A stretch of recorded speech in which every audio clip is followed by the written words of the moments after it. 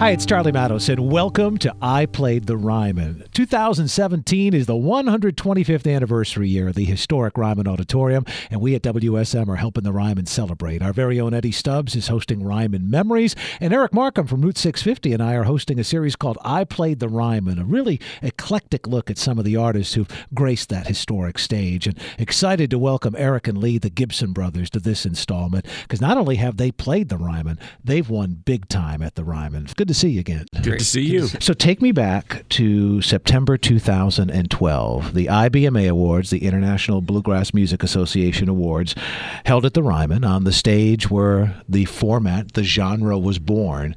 And the Entertainer of the Year award is announced, and everybody applauds the Gibson Brothers. It had to be amazing and sort of surreal at the same time, I would think. It sure was.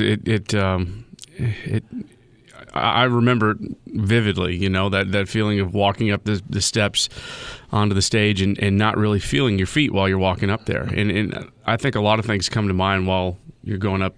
You're just so happy that you've been recognized and blown away by that. But there's the history of the building that comes into play as well, and I'll never forget it. Eric? No, I won't either. I was very emotional. We'd lost our father earlier in the year, so that was all those great feelings of we've won this award. We're at the Ryman, but Dad's not here. Yeah, but it kind of felt like he was, So it was just everybody talks about standing on that stage where all your heroes have been, and it's true. I can't. That's one of the highlights of my life is winning that award on that stage. And in the next summer, one of the great annual traditions at the Ryman is the Springer Mountain Farms Bluegrass Nights at the Ryman.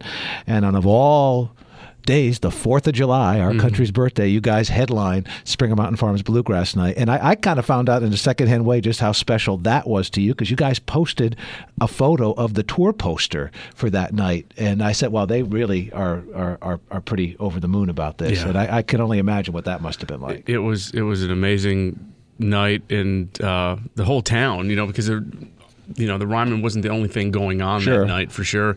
And to step outside into the alley and just see the number of people downtown in the festivities, it was. We've played it a few times now, and for the series, and it never gets old. It's just it's a great building.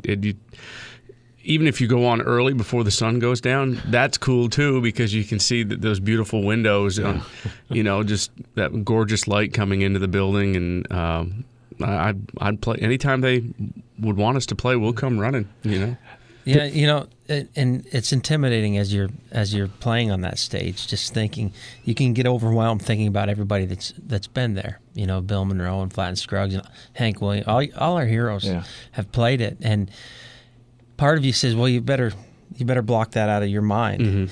Part of you says, no, enjoy it and be exhilarated and be a little bit scared.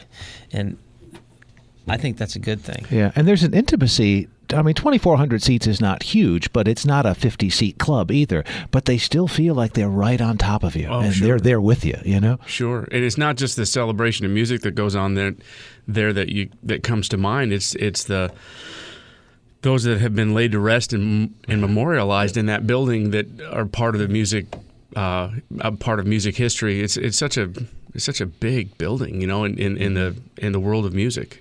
And then it doesn't hurt that acoustically it's pretty awesome too, huh? I mean, you're going to sound good in that building. Yeah, you do. Especially the last time we played there. My gosh, that was actually we opened for Hot Rise there a few years ago, and the sound was just dialed in just perfectly, and it was just one of those magical nights that you wish you could bottle up and drink when you're feeling bad, just to remember, The first time we played the stage of the Ryman was, I think, in 1996 or 7.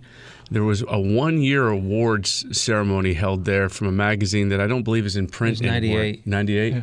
It was called Bluegrass Now, and they had an award show, and so we were asked to present an award and sing a song. And you talk about your musical heroes. I remember Ricky Skaggs and Sharon White being in. We'd never been around them to this point, and they're over in the dark in the wings, and so you had the intimidation of playing the Ryman and playing in front of a large crowd and having the ghosts of all your heroes in the building, and then having Skaggs. I didn't know he was over there when we were playing, but we got done, and I see this shadow coming towards me, and the shadow becomes Ricky Skaggs, who's one of our all-time heroes. You know, we love him, and now we become friends with him. Whoever would, you know, growing up on a farm, who would have thought that would happen? You know, and hearing him on the radio all the time. But he comes out of the shadows. I love your singing. You know, that's he was talking to me, of course. He's talking to both of us. That's a Ryman memory for us. Hey, it's Charlie Mattos from Coffee Country and Cody. For more videos like this, click that subscribe button below.